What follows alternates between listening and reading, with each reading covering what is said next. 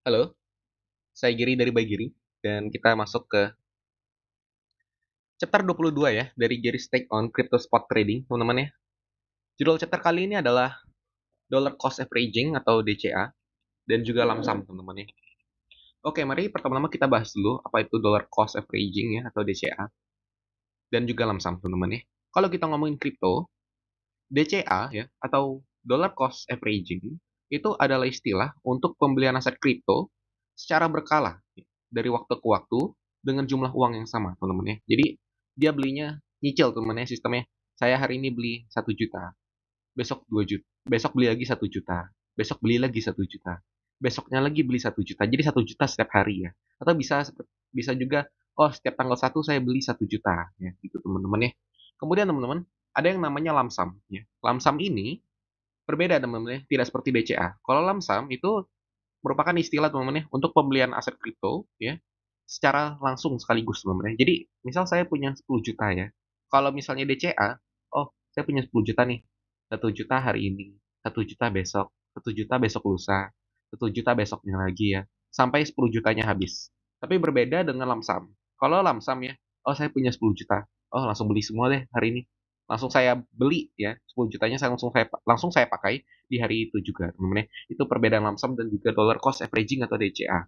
Nah, teman-teman, di sini ada contoh dollar cost averaging dan juga lump sum ya. Di sini seperti yang tadi barusan saya ungkapkan ya, dollar cost averaging itu sistemnya cicil teman-teman ya. Di sini contohnya, Tuan Giri itu memiliki uang 50 juta ya, dan dia ingin membeli Bitcoin atau BTC ya, dengan cara mencicil ya, senilai 5 juta setiap 1 minggu. Jadi, setiap 1 minggu dia beli 5 juta, setiap 1 minggu dia beli 5 juta, setiap 1 minggu dia beli 5 juta. Nah, kemudian ada lump sum teman-teman ya. Nah, Tuan Giri ya, kalau di sini lamsam ya, dia punya 50 juta ya. Dan ia langsung membeli BTC ya, atau Bitcoin, senilai 50 juta sekaligus dalam sekali beli ya. Jadi dia nggak nunggu 1 minggu dulu, 1 minggu, 1 minggu, mungkin 1 bulan, 1 bulan, 1 bulan. Tapi dia di sini kalau lamsam langsung, oh, gue ada 50 juta nih, langsung gue beli semua gitu ya teman-teman ya, langsung dipakai semua uangnya. Nah, teman-teman di sini adalah contoh cara kerja dari DCA ya. Teman-teman bisa perhatikan ya di sini. Dollar cost averaging ya. Kalau kita artikan ke bahasa Indonesia ya, kita melakukan rata-rata ya menggunakan dolar teman-teman ya. Atau sebenarnya ini maksudnya adalah ini ya teman-teman ya. Lebih ke mata uang fiat ya teman-teman ya. Jadi kita averaging menggunakan nilai dari mata uang fiat ya. Nah, di sini teman-teman kita menggunakan angka yang konsisten ya. 100.000, 100.000, 100.000, 100.000 ya. Di sini saya ada sajikan grafik teman-teman ya. Dimulai dengan 50 ya. Di sini katakanlah 1 hari aja ya. Jadi hari 1, hari 2, hari 3, hari 4, hari 5, dan seterusnya teman-teman ya. Di sini teman-teman, ups, ketekan ya. Oke, di sini saya punya uang ya, 400.000 teman-teman ya. Saya punya uang 400.000 ya. Saya mau beli tapi bingung nih ya. Saya mau beli di mana? Apakah belinya di sini? Apakah belinya di sini? Apakah belinya di sini ya? Tentu kalau kita melihat grafik ya, teman-teman pasti pengennya beli di sini ya. Tapi teman-teman perlu ingat ya, kalau misalnya ini grafik beneran ya, itu belum terjadi teman-teman ya. Ini belum terjadi semua teman-teman. Mungkin teman-teman lagi hari pertama nih, teman-teman cuma bisa lihat grafik sampai sini. Hari kedua cuma bisa lihat sampai sini ya. Hari ketiga lihatnya sampai sini ya. Hari keempat lihatnya sampai sini doang. Nah, mungkin di sini teman-teman udah mikir, "Oh, ini kayaknya bakal terbang nih ya. Udah bakal terbang nih kayaknya, bakal naik harganya." Besok ternyata masih stabil. Besoknya lagi masih stabil ya. Wah, besok terbang nih, hari ketujuh terbang nih. Ternyata besok turun ya, teman-teman. Jadi nggak ada yang bisa memprediksi pasar, teman-teman ya. Di sini kalau menggunakan teknik atau strategi ya, dollar cost averaging atau DCA, teman-teman itu mencicil ya dari waktu ke waktu ya. Jadi teman-teman itu nggak peduli ya, mau dia harganya naik, mau dia turun ya. Teman-teman konsisten aja dengan waktu yang telah teman-teman tetapkan. Misal di sini saya buatnya ya, setiap 3 ya, ini katakan aja 3 hari ya, setiap 3 hari saya beli 100.000 ya. Nah, di sini teman-teman ya, kalau kita lihat kartu persediaan ya, teman-teman yang belum tahu kartu persediaannya dan juga moving average bisa mundur dulu ke beberapa chapter sebelumnya ya dan pelajari dulu ya apa itu moving average. Di sini teman-teman saya langsung aja ya. Ini ada tabel kartu persediaannya untuk kolom masuk dan juga kolom saldo ya. Di sini kita menggunakan moving average. Teman-teman bisa lihat ya. Pada di hari ketiga teman-teman, di hari ketiga saya beli 100.000 ya. Harganya kan di sini 25. Berarti kuantiti yang saya dapat 4 ya teman-teman ya. Di saldo jadi 4. Kemudian di tanggal 6 ya, di hari ke-6 ya. Belinya 35.000 teman-teman ya. Uangnya 100.000. Dapatnya lebih dikit teman-teman ya karena harganya lebih mahal ya. Barang yang didapat adalah 2,86 teman-teman ya. Maka dari itu ya barang kita ya di kolom saldo menjadi 6,86. Kemudian valuasinya tetap 200.000 ya karena kita berpatokan pada rupiahnya teman-teman ya. Berarti kita punya investasi 200.000 ya, kuantitinya 6,86 teman-teman ya, dan harga rata-ratanya menjadi 29.167. Di hari ke-9 teman-teman nih, saya beli lagi teman-teman, harganya 20 ya. Nah, kan valuasi kita investasinya 100.000 ya. Kalau beli 20 berarti dapat 5 dong ya. Saldo bertambah ya jadi 11,86.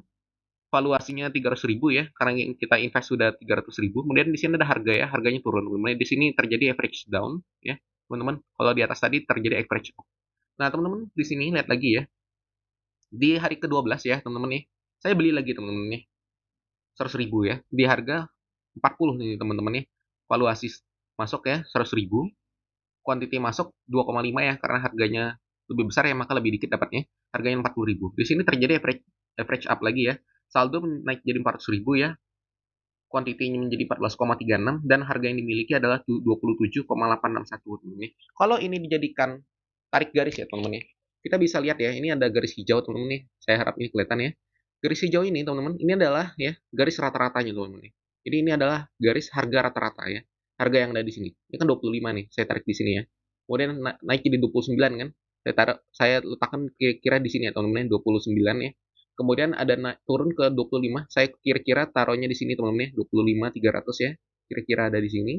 Kemudian dia naik lagi ke 27.861 teman-teman ya, kira-kira ada di sini ya teman-teman ya, 27.861. Teman-teman bisa lihat ya, kalau menggunakan DCA, teman-teman, harga rata-rata teman-teman itu jadi lebih stabil teman-teman. Jadi teman-teman dapat harga ya di situ-situ aja teman-teman ya. Kalau harganya lagi turun, rata-ratanya turun waktu kita beli ya. Kalau ternyata harganya lagi naik ya, harga rata-rata kita naik karena kita membeli teman-teman ya. Di sini teman-teman bisa lihat ya, kalau cost rata-rata ya atau harga rata-rata itu ada di sini ya. Dan harga pasar itu lagi di sini teman-teman ya. Kita katakan di hari 13 ya. Teman-teman di sini masih untung teman-teman ya. Masih untung walaupun sedikit. Ini jarak antara garis merah ini ya di hari ke-13 dan juga harga rata-rata itu adalah keuntungannya teman-teman ya. Karena kan yang di sini kalau merah ini kan melambangkan harga 30.000 ya. Nah, teman-teman, cost perolehan atau harga perolehan teman-teman, harga modal ya, itu ada di 27.000. Berarti masih untung ya 2.139 teman-teman ya kalau dirupiahkan untuk setiap satu barang teman-teman ya. Nah, teman-teman, sekarang kita bahas ya apa itu lamsam dan cara kerjanya ya. Ini berbeda dengan DCA tadi. Kalau DCA kan dicicil ya teman-teman ya. Kalau lamsam itu kan sekaligus ya. Nah, teman-teman ya, di sini bisa lihat ya. Lamsam itu ya, cara kerjanya itu teman-teman, dia belinya sekaligus ya. Dia jadi kayak, oh kayaknya ini harga misal teman-teman nih saya coba buat cerita di sini ya. Harga lagi 50, turun 40, naik ke 45, turun lagi ke 25. Oh, kayaknya ini udah mentok nih, gak mungkin turun lagi nih ya. Udah deh, aku beli di sini. Gue beli di sini nih, gue beli nih ya, 25 nih. Beneran nih besok naik, naik, naik, naik. Besoknya turun. Jadi teman-teman di sini benar-benar kalau bahasa orang kripto ya itu adalah timing the market ya. Menebak-nebak ya pasar ya, menebak-nebak harga pasar ya, menebak waktu yang pas teman-teman ya. Jadi di sini teman-teman lamsam itu benar-benar harus menebak, oh kayaknya ini udah paling rendah nih ya, jadi dibeli ya. Karena kalau memang kita tahu ya, mungkin besok lebih rendah lagi, nggak mungkin teman-teman beli hari ini. Pasti teman-teman belinya nunggu lebih rendah lagi ya. Tapi kan tidak ada yang tahu masa depan nih, teman-teman ya. Tidak ada ilmu pasti ya. Mungkin ada beberapa ilmu teknikal yang mungkin benar, mungkin kadang salah ya teman-teman ya. Tapi ya mau bagaimanapun tidak ada ilmu pasti untuk menebak masa depan teman-teman ya. Di sini teman-teman ya, lamsam kemungkinan pertama adalah di sini ya teman-teman ya, saya buatnya.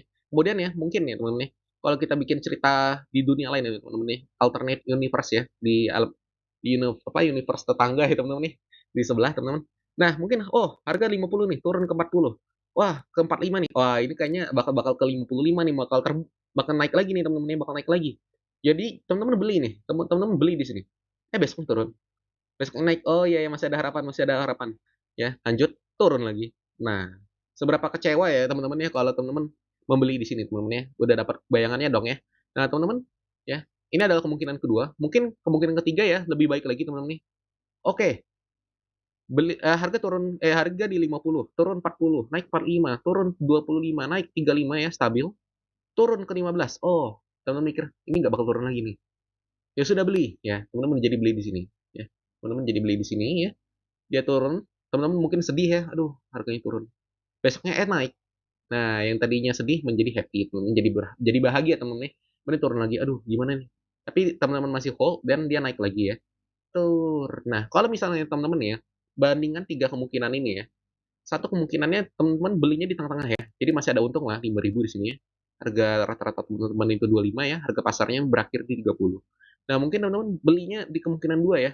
Teman-teman beli di harga rata-rata di 45 ya, ternyata pas di ujungnya teman-teman ya, harganya cuma sampai 30 teman-teman, berarti rugi ya teman-teman ya, 15 teman-teman. Kemudian teman-teman bisa juga ya, mungkin membelinya pakai lamsam yang ketiga teman-teman, kemungkinan ketiga di mana teman-teman dapat nih harga rendah nih, mungkin bukan paling rendah ya, karena paling rendah ada di 5, tapi teman-teman dapat di harga 15.000. Ya lumayan ya teman-teman ya. Tapi teman-teman ya,